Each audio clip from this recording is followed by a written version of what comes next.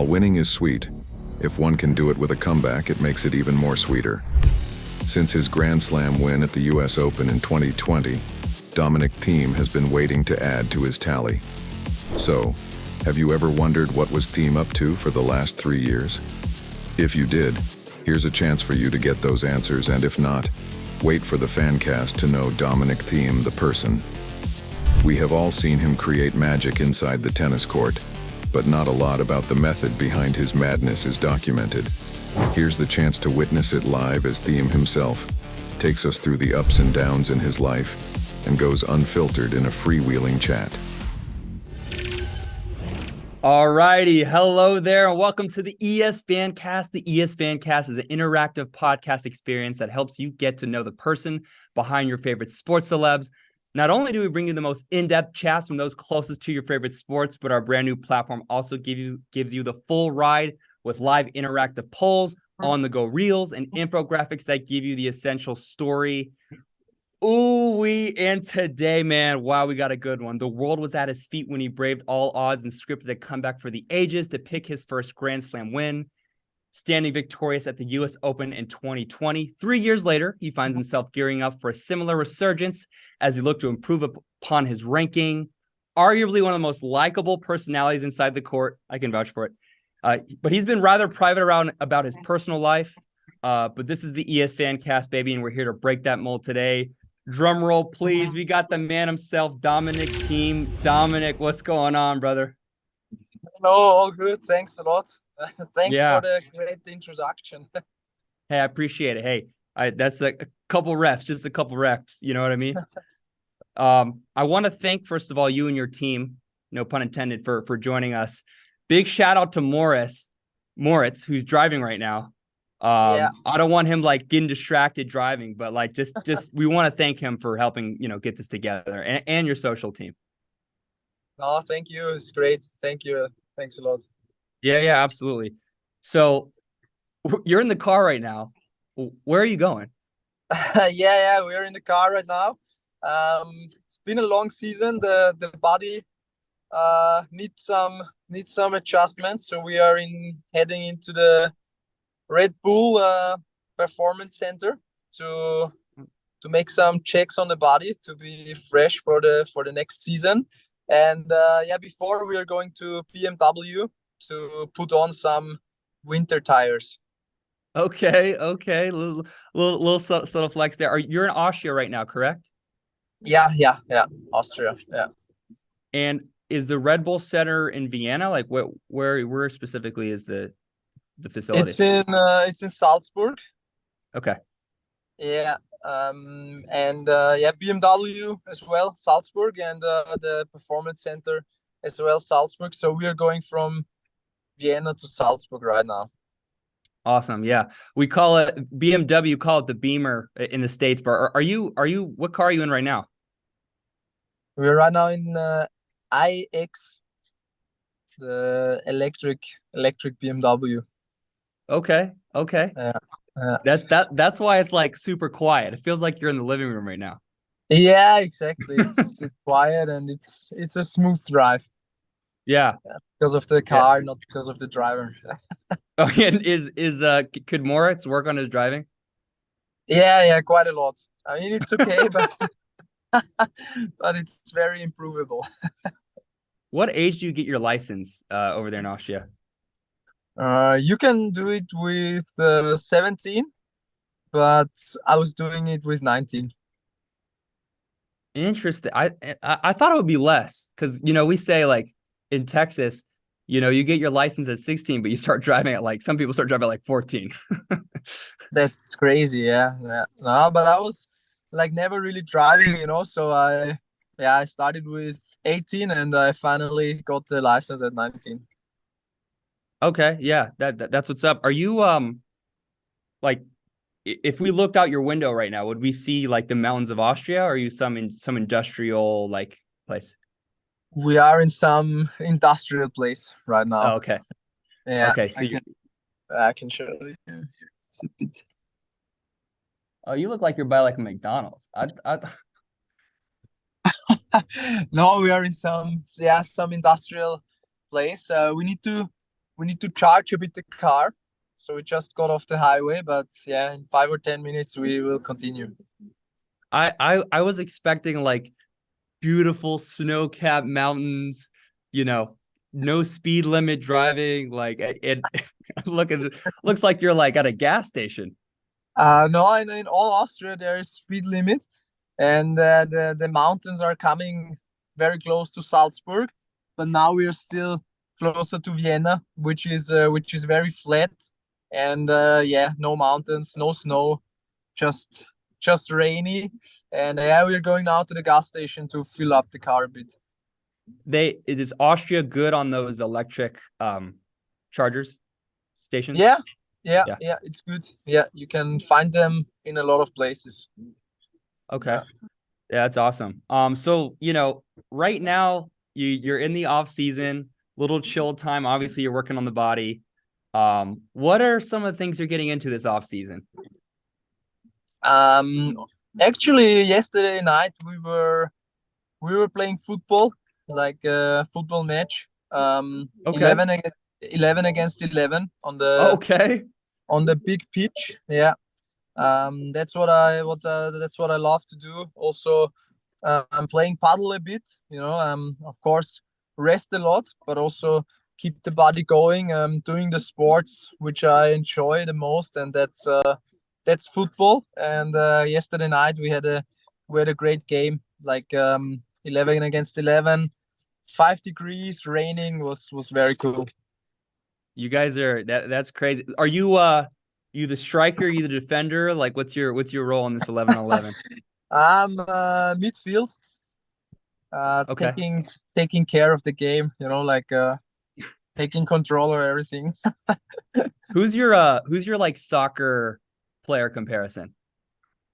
It's like I'm playing as a 6. So if I was doing once a podcast with Toni Kroos from Real Madrid, Okay. and yeah, he's never missing any passes, so I'm trying to copy that. Toni Kroos. Did you see the David Beckham documentary, by the way, on Netflix?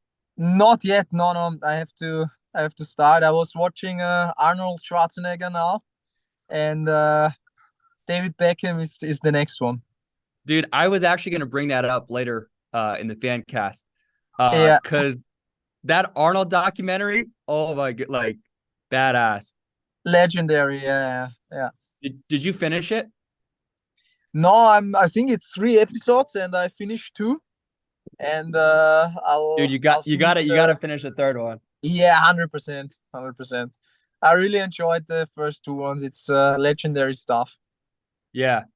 What else occupies your time like in weeks like these? Like maybe obviously you want to take care of your body, but outside of the court and playing soccer, is there anything else like you're getting into, like maybe a vacation spot, or what are some of the things that you explore?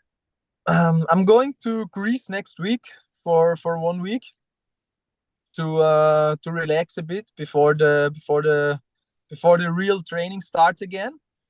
And yeah, right now the last 3 days there was quite a lot of things. I went to the football stadium twice to watch some matches, playing football myself, reading a bit, spending a lot of times with my 2 dogs. I loved it, and doing some other things as well. Yesterday I was at quite a special place. There was like a facility which is taking all the old coffee, and they grow mushrooms on the old coffee, and mushrooms to eat. And I was there, and they gave us a tour, learning about this stuff, which is great, and I enjoyed it a lot. Mykonos in Greece? Are you gonna go to Mykonos or somewhere else? No, another island, small island. Okay. Yeah. Is it a relaxing island, or will there be some festivals there? Like what kind of Greece experience? I need to know. No, it's a very calm island. I mean, in summer, there's a lot of things to do. There are a lot of tourists as well there. But now in November, it's super calm. It's also quite chilly, 15 degrees or something, and we're gonna relax. You know, we're gonna enjoy the good air, the sea, good Greek food. So I'm looking forward to that week. Yeah, absolutely, absolutely. So before we we get into this next question, like you're one of those tennis players, and there's a couple of them who they're just known to like have a crush. Millions of women around the world have crushes on them. Like, dude, it was brought to my attention. There's like a really popular Reddit thread titled "How Dominic Thiem Has Such a Perfect Butt," and my question is like, what's your reaction to this stuff? Um, it was like a long time ago. Out of a sudden, the my butt grew somehow because of all this, of all the serving or whatever.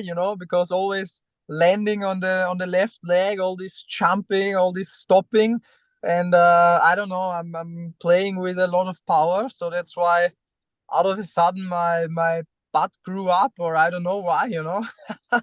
And since then I'm sometimes I'm reading those kind of stories, and yeah, we also have some jokes and laughs about it. My physio, I mean, whenever my physio is treating me, he's also like always saying, now I'm coming to the good part. So it's pretty funny, yeah. That glute training, going to Yeah. another level. Yeah, but I was never training it. It came from serving, or from, I don't know, how I'm standing to the ball. I have no idea. So it is the last thing I'll ask you about it because I'm required to. But like you just started training, and like all of a sudden it just started to grow. Yeah, exactly. Back then I had a physio, and I was going for a long trip to junior tournaments, and I was looking like flat, before, and then I came back, and out of a sudden it grew up. I have no idea how it was working. Man, hey, for those who care, take notes. Take notes. I'm curious, what was your girlfriend's Lily's reaction to like the Reddit thread, and like did she tease you about it? I'm not sure if she if she read it. But yeah, I'll have to ask her, because yeah, you guys just reminded me of that. I was not hearing it for a long time, apart from my physio from time to time. But yeah, I'll ask her. It's amazing how much engagement Reddit gets. I mean, like sometimes you never know, and then you look at it, and there's millions of upvotes, which is the same as like a retweet on Twitter. It's funny. And for the fans listening, like, first of all, thank you to everyone that's tuning in. Please, like, let your opinions be known in the polls, in the feed, and we'll compare what you said to Dominic's point of view. So once again, Dom, thank you for joining us. We know, Thiem, the tennis player, but outside of tennis, I know we kind of talked about it. You're going to Greece. You play football on the side. What does your life look like? How do you try to structure your life outside of tennis? Um, well, there is. I mean, tennis obviously occupies a lot of time, especially the tournament. Now, I played 4 or 5 tournaments in a row. I was realizing again how much time it occupies. But in between, I always try to get time for myself. Was also starting a while ago with meditation, which was super nice to me, in the morning, and before going to bed, or in Nice. between. Um, because obviously nowadays there are so many, so many things to do, so many distractions, phone, TV, everything. And meditation helped me really a lot to get some off time, to do nothing for a while. I think it's really rare nowadays, so that's great. And to calm down a bit, to get down on earth between all those exciting times. So this is something I try to do every day. I mean, no matter if I'm playing or if I'm on holidays. And yeah, of course, we are lucky to travel the world, to travel in great cities. So I'm really into, going to nice sustainable restaurants, check out all those sustainable shops, or do stuff like yesterday with the mushroom facilities. So yeah, that's what I'm trying to do. That's pretty cool. And I was, it's funny. I was talking to Chris Eubanks earlier today. I was like, what do you do in your off time? He's like, I just sit on the couch and watch ESPN. Yeah, that's also great. Yeah, for sure. Yeah. We don't. Yeah, it's not so easy to get it in Austrian TV, but in the States, I do it as well a lot. Yeah, fair. And you brought up the next point I was going to bring up, right? The sustainability issues. You're pretty big on a lot of environmental initiatives. What got you into just being so environmentally conscientious? Was it growing up in Austria? Like, what can you speak to that? Yeah, it's because of my mom mainly. She's into that topic like since 35 years, like way before anybody else got into the topic. And we grew up always having animals, dogs, of course, but also we have chicken in the garden. We had also some pigs in the garden, for Nice. as pets. So I grew up in the nature. I grew up next to animals, and it's like that the topic sustainability. It got lost a bit in my teenage years. I had other concerns, other stuff to do, but now after a while, I really got into it again. And there's so much stuff to read about, so much stuff to do, and it's definitely next to tennis the big or one of the big things in my life. Yeah, no, absolutely. And look, like, this takes me to something that I'm a big fan of. We can't talk about environmental and being environmentally conscientious without talking about your eyewear brand that's come out, ThiemView, environmentally sustainable eyewear brand.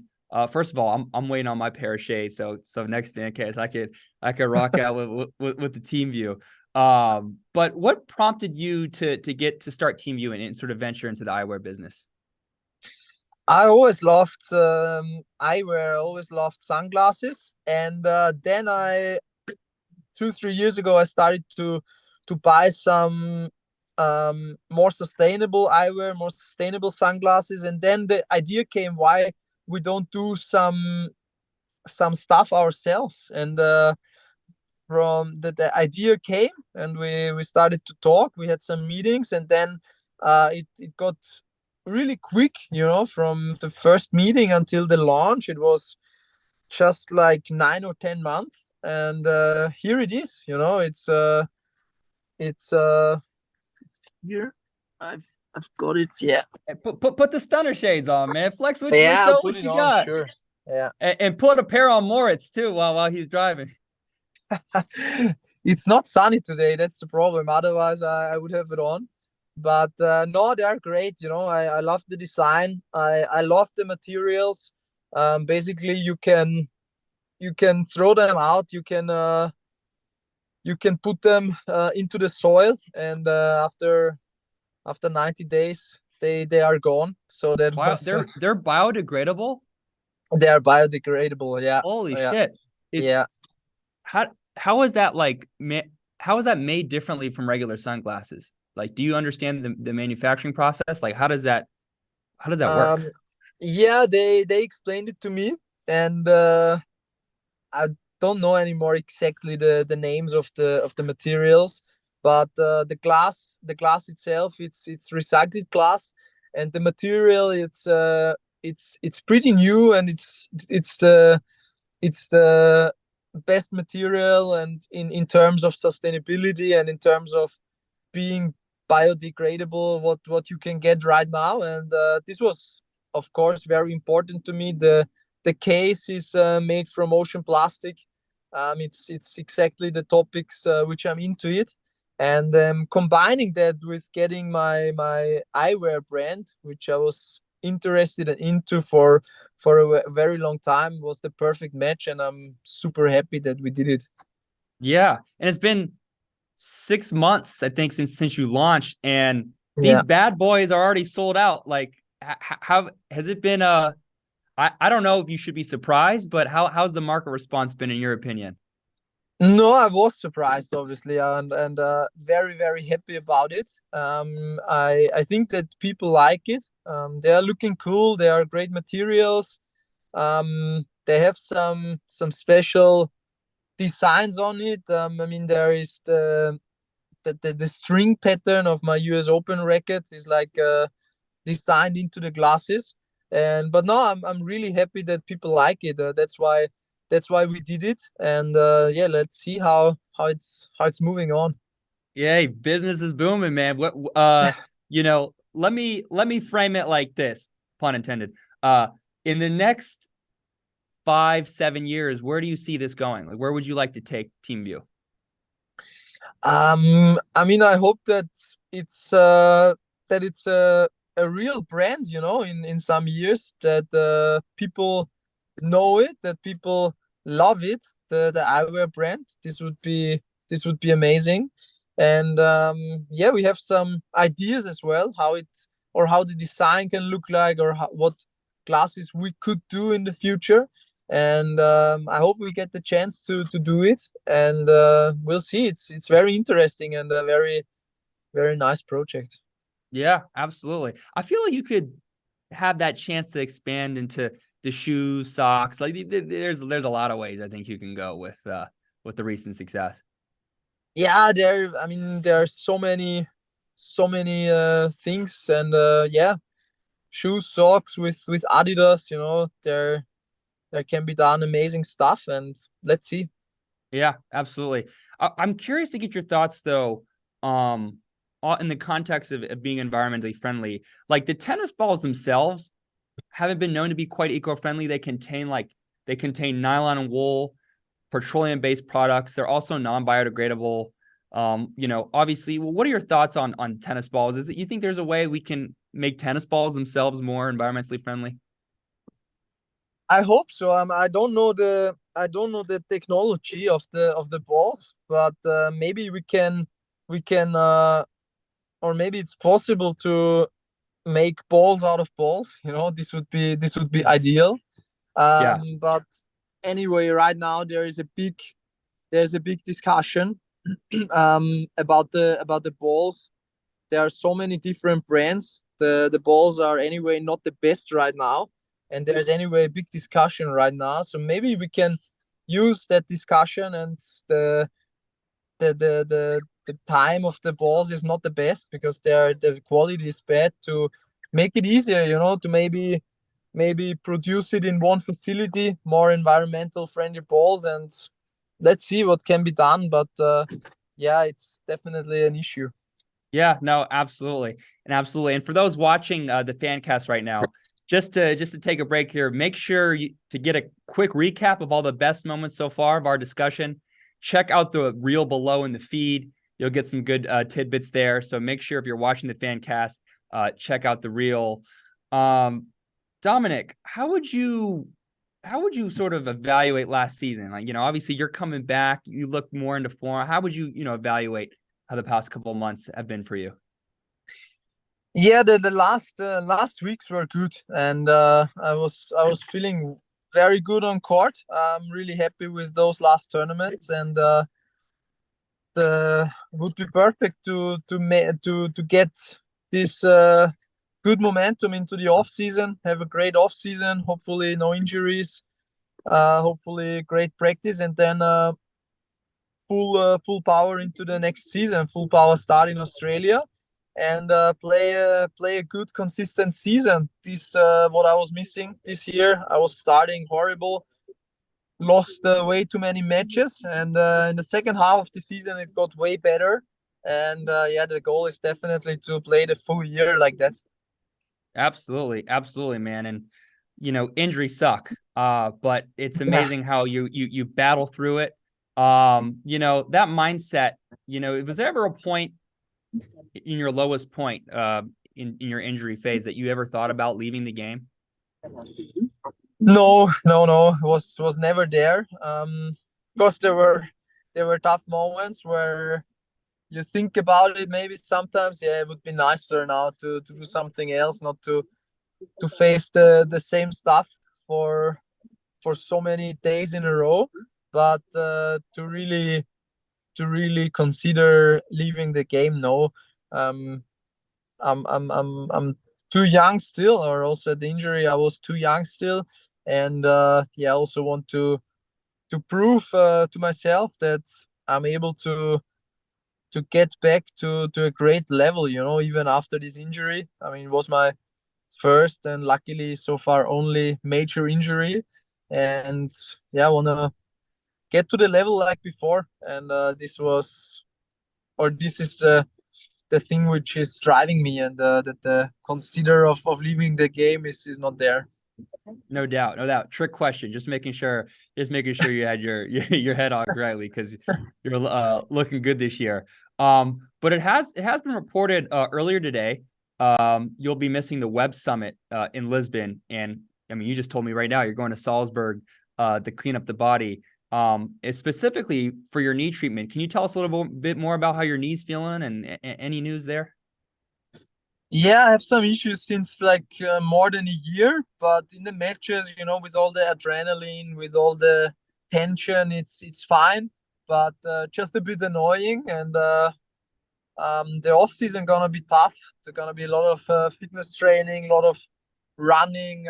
Again, hardcore. The first 4 months, which is not exactly ideal for the body. A lot of stop and go on that hardcore, which is tough on the knee. But yeah, the goal is to get pain free in the off season, so I can grind it out there. I can run a lot, and let's see what's happening today there. But in the performance center from Red Bull, they were able to fix everything what I had so far. So I'm happy to go. Hey, absolutely, man, absolutely. Sounds like they have a good operation over there in Salzburg. So I'm confident on Team Thiem that we'll get that tidied up. Perfect. Yeah, absolutely. Even though I want to talk a little more tennis, man, but I actually want to transition a little specifically to touch upon the big three related stuff. But Dominic, you've seen our polls, right? Yeah, yeah. The ES Fancast, the feed looks amazing, and the content is great, and everybody should check it out. It's simply stunning. Good work, good work. So, Dom, we have a segment for you. I'm going to ask you some big three related questions. When I say big three, I'm talking Djokovic, I'm talking Nadal, I'm talking Federer. The catch here is that all these questions we've also asked the viewers in the polls. And let's get the team point of view, brought to you by ThiemView. You see what we did there? Amongst the big three, who do you consider your toughest opponent between Djokovic, Nadal, Federer? It's surface related, like Nadal on clay for sure, Djokovic on hardcourt, and Federer on grass. That's a pretty easy answer. That's a very diplomatic answer as well. If you Yeah, but had that one is really true. It sounds very boring, but this one is true. So you want to hear what the fans think? What do they think? All right. So they think, I wouldn't say overwhelmingly, but the majority is going with Novak, 56%. Nadal at 36%, and Federer at 8%, which I expected to be a little more, but interesting. Yeah, I mean, I they never faced him, so Yeah, no, but no, all three of them can be pretty cruel. absolutely. Okay, so this one might be tougher. All right, you have to assemble your dream team with the big three, but start, bench, cut. All right, out of the big three, who would you play? Who are you leaving as a reserve, and who doesn't make the cut? As a And there's no option to pick all tennis three. as a tennis player, right? Not on the football pitch. No, not on the football pitch. Tennis player. Um, I would I would start Novak. I would bench Rafa, and I would cut Roger. But it's also pretty easy because Rafa is still injured. You know, he's in the comeback process, so I'll bench him. Novak is like in fully shape. He's fighting right now in Torino, and Roger is retired already. So I think it's fine. Okay. I'm gonna tell you. I'm gonna tell you what the fans think. So 48% think we got to play Federer. 34% does not have Djokovic on the team. They need Federer. They need Federer versus Djokovic. And then 17% of people are benching Nadal because he's injured. Yeah. Yeah, makes sense. So we have some fan questions. And we want to ask you, these are at real fans who have asked you some tough questions, and I'm excited to see, what you think of them. So we're gonna start with Mishin Konstantin Yurovich from Ukraine. Hell of a name. He asks, what has changed in technique and grip since your wrist injury? And do you have an answer to the question of why your forehand is not as stable as it used to be? Yeah, like right now, the forehand it's very similar to before. It's as stable, and also the technique, the grip, everything is the same again. I really feel very good about it. But right after the injury, and also for quite a long time after, it was really bad and really tough also, because unconsciously, because of the injury and everything, I was changing grip, I was changing technique, and it was bad. The forehand was my biggest weapon, and then out of a sudden it was gone, you know. But now it's coming back, which I'm very happy about, and yeah, that was always the goal, that it's as good and as powerful as before, and yeah, almost here it is. Okay. Thank you, Mishin, for the question. We got another one from Pablo Pego Rodriguez from Spain. He asks, you like that, how I rolled the R there? He asks, what do you think you need to return to your best tennis level as you were playing in 2020? Do you think you can return to form? Yes, I think so. I regained my strokes, and I regained my power now, and now it's about being consistent and about winning as many matches as possible to gain confidence. Because with winning, with gaining confidence, the tennis gets better. That's how it is. That's how it is in tennis, and I think that's also how it is in other sports. And yeah, that's what I'm trying to do in the next years. Yeah, absolutely. All right, we got another one from Hunter Kimball Cook from the US. Shout out USA. He asks, what has been the biggest motivator for tennis in your life? When you first started, when I first started playing tennis, you were my biggest motivator. Every time I watched you play, it always inspired me to play more and work harder because I wanted to be just like you. That's amazing. Well, thank you. First of all, that's really great. I'm happy that I can inspire him that lot, you know. And for me, it was obviously my parents, my family, and but also the sports itself. Always when I was watching it in TV, not a specific player, but tennis in general. When I watched a good match, uh, was the same with me. I was also inspired to go out and play and to spend some hours on court. Yeah, absolutely.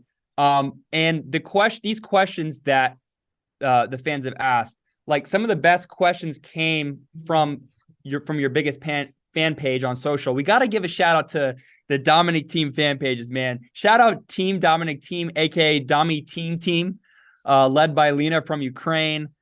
Big shout out to them, man, because they've this is your biggest Instagram page. They've been showing a lot of love, I gotta say. Yeah, I mean they are amazing. I'm also quite a bit in contact with them, as they are doing such a great job. I couldn't be happier. So big thank you to of course to this fan page, but to all of the fan pages around. But Lena, she's so up to date. Sometimes I read something about me or about my schedule, which is true, but which is even for me very interesting to read. And it's great. I love it. I'm always checking it out constantly. Absolutely. Well, Dom, here at ES Essentially Sports, we're big Dominic Thiem fans. We've done there's been a ton of articles about you in the past, and obviously, like, once again, thank you. Great to have you here live. Now that we have you here live, we want to get your reactions on some of these stories. All right. Yeah. All right. So here's number one. It reads: U.S. Open begins with drama as controversial ATP star breaks racket and frustration after failing to cope up with Dominic Thiem's domination. This one is from the 2020 U.S. Open, your first round match against Alexander Bublik. The guy broke his racket in frustration. You remember that? Yeah, of course. Was a great match, but he's breaking quite a lot of rackets, so didn't have so much to do with me, I think. But no, it's always a good sign when the opponent breaks rackets. It means that he's frustrated. It means that that you're playing well yourself and that you're in a good position to win the match. Yeah, just another Tuesday over there. You know what I mean? Yeah. Yeah. Okay, here's another one. Dominic Thiem opens up on doping in tennis. This is from one of your interviews in 2019. You said, quote, "Tennis is clean. I'd put my hand on the fire for all the top players I know. We're often controlled. And even if someone would punch something in, I do not think that would make him play better." Do you still stand by the statement 4 years later, especially with the fiasco around Simona Halep in particular? Yes, I still stand with what I said back then, because we get controlled like so often. It's crazy. First of all, and second of all, it's also crazy how much we need to take care. I mean, I'm scared about every drink I drink. I'm scared.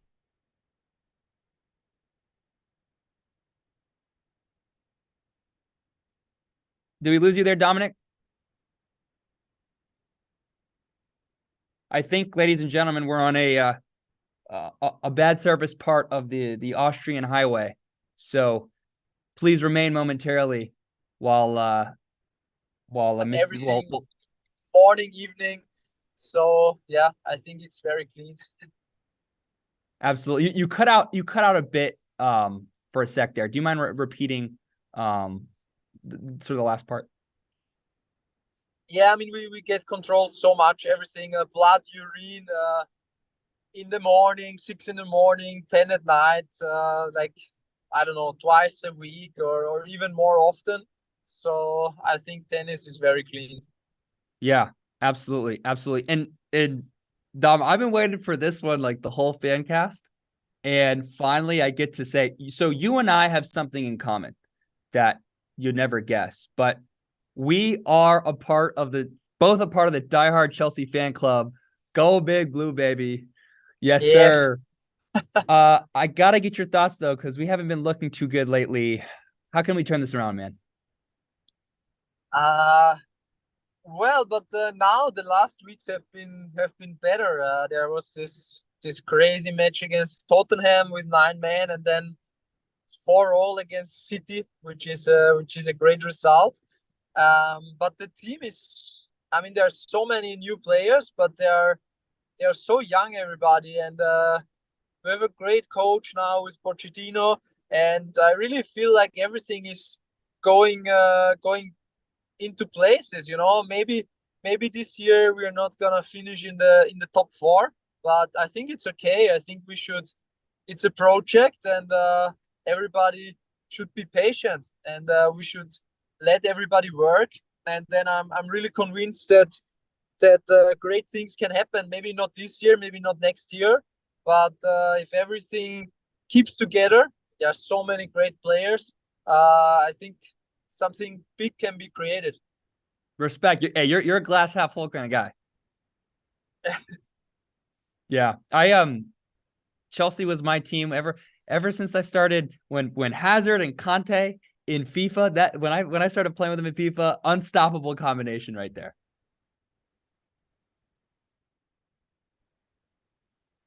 You there, Dom? That was the good old amazing. Yeah, absolutely. Well, hey, Dominic, thank you so much for your time, man. I want to thank you. I want to thank Moritz. Big shout out to Morris, man. Can we pan it on Moritz real quick? Just give him a shout out from the live stream. Yeah, thank you so much, Moritz, and the entire team of Dominic Thiem for setting this up and taking time out for his fans. I mean, from his super busy schedule. Once again, we got to give another shout out to Team Dominic Thiem fan page on Instagram. Shout out Lena from Ukraine, man. Thank you so much. Thank you. Yeah, the Instagram page has been tremendous. I've been your host, Noah Lack. Please check out the ES Fancast, our previous episodes, and it's been another great one with Dominic. So thank you so much, Dom. Really appreciate it. Thank you so much. Thank you.